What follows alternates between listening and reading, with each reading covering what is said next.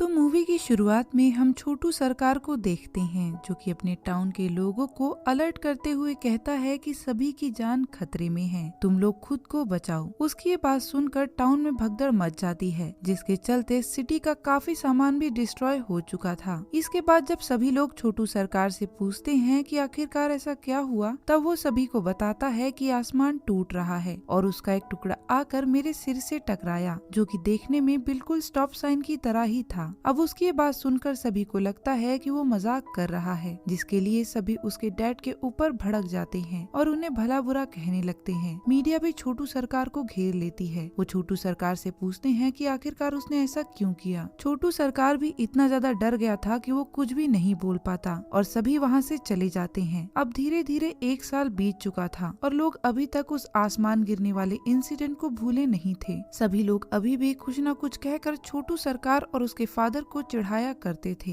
इसलिए ही उसके फादर हमेशा ही उसे लोगों से छुप कर रहने को कहते ताकि लोग सब कुछ भूल जाएं। लेकिन ऐसा कुछ भी नहीं होता। यहाँ तक कि स्कूल में भी बच्चे छोटू सरकार को काफी ज्यादा परेशान किया करते थे। एक दिन छोटू सरकार परेशान होकर अपनी फ्रेंड डक से कहता है कि उसे खुद को प्रूव करने के लिए एक चांस चाहिए ताकि सभी लोग उस आसमान गिरने वाली बात को भूल जाएं और उसके डैड भी उस पर प्राउड कर सकें। इसलिए ही वो डिसाइड करता है कि वो स्कूल में होने वाली बेसबॉल कंपटीशन में पार्टिसिपेट करेगा। लेकिन उसका साइज इतना ज्यादा छोटा था कि वो बैट को भी ढंग से नहीं उठा पाता, जिसे देखकर सभी उसका काफी ज्यादा मजाक बनाते हैं। उसकी टीम मेंबर को उस पर बिल्कुल भी यकीन नहीं था, इसलिए छोटू सरकार बहुत ही ज्यादा प्रैक्टिस करता है और मैच वाले दिन पहले 2 बॉल्स तो वो नहीं खेल पाता। लेकिन जैसे ही बॉलर तीसरा बॉल फेंकता है, छोटू सरकार उसे इतनी तेज से हिट करता है कि वो आसमान में चली जाती है। फिर वो दौड़कर रन को पूरा कर लेता है, जिससे उनकी पूरी ही टीम जीत जाती है और इसके बाद सभी लोग उसकी बहुत ही ज्यादा तारीफें करते हैं। अब वो सभी की नजरों में हीरो बन चुका था। सभी लोग उसकी आसमान गिरने वाली बात को भी भूल जाते हैं। घर आकर वो और उसके डैड खुशी को सेलिब्रेट करते हैं। उसके डैड उसे कहते हैं कि सच में आज मुझे तुम पर बहुत ही ज्यादा प्राउड है। इसके बाद वो उसे गुड नाइट कहकर वहाँ से चले जाते हैं। छोटू उस्ताद तभी देखता है कि एक स्टार गिर रहा है। वो सीधा आकर उसके सिर पर लगता है, जिससे वो भी बेहोश हो गया था। थोड़ी देर बाद जब उसकी आँख खुलती है, तब वो देखता है कि ये तो वही आसमान का टुकड़ा है जो कि 1 साल पहले भी उसके सिर से टकरा गई थी। लेकिन किसी ने भी उसका भरोसा नहीं किया था।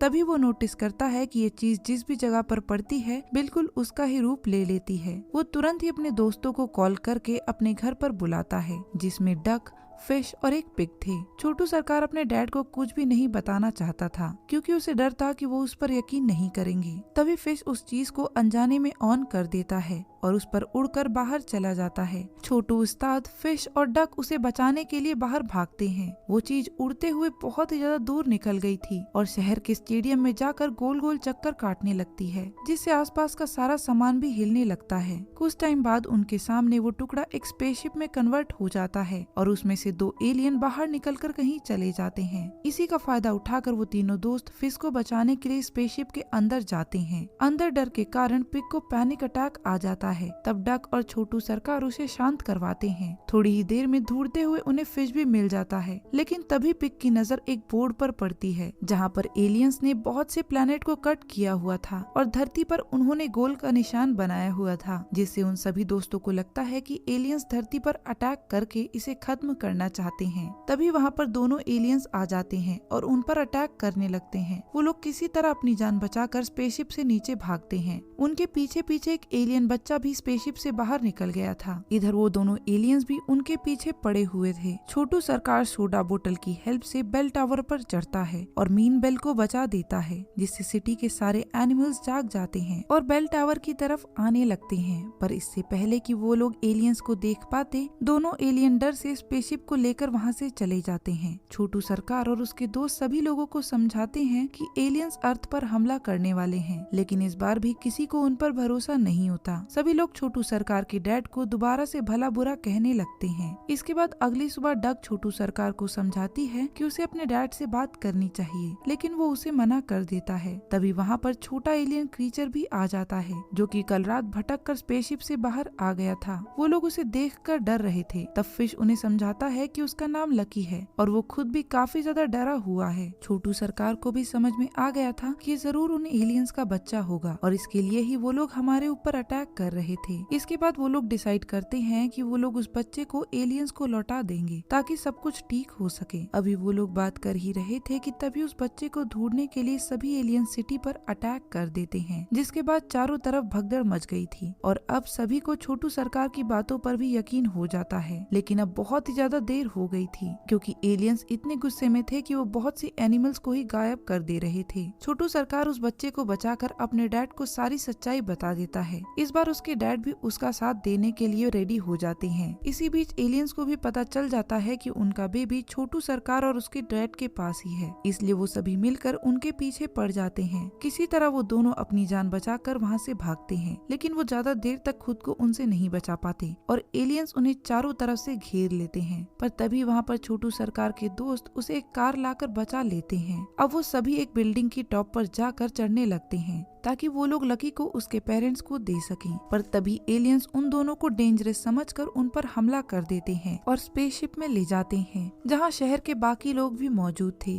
अब एलियन डैड उन दोनों को मारने ही वाला था कि तभी वो बच्चा उन्हें रोक देता है और कहता है कि इन दोनों ने ही उसकी जान बचाई है और यहाँ तक पहुँचाया है। जिसके बाद लकी के मॉम डैड अपने असली रूप में आकर उन सभी से माफी मांगते हैं। वो पूरे शहर को भी ठीक कर देते हैं। इसके बाद वो सभी को बताते हैं कि वो लोग धरती पर सिर्फ एकॉन फ्रूट को लेने के लिए आते थे क्योंकि वो किसी और प्लेनेट में मौजूद ही नहीं था। अब वो लोग एक बार दोबारा से माफी मांगकर अपने बच्चे को वहाँ से लेकर चले जाते हैं और इधर अर्थ पर छोटू सरकार पर एक बड़ी सी मूवी बनती है, जिसे सभी लोग थिएटर में देखकर बहुत ज्यादा खुश हो जाते हैं क्योंकि अब छोटू सरकार सभी का हीरो बन चुका था। यहाँ तक कि उसके डैड को भी उस पर बहुत ज्यादा प्राउड होता है। और इसी हैप्पी एंडिंग के साथ हमारी मूवी यहीं पर खत्म हो जाती है। अब दोस्तों, अगर आपको ये एक्सप्लेनेशन पसंद आया है तो वीडियो को लाइक और कमेंट करना मत भूलिएगा। चैनल को सब्सक्राइब भी कर दीजिएगा। बाकी मैं मिलती हूँ आपको नेक्स्ट वीडियो में। तब तक के लिए बाय।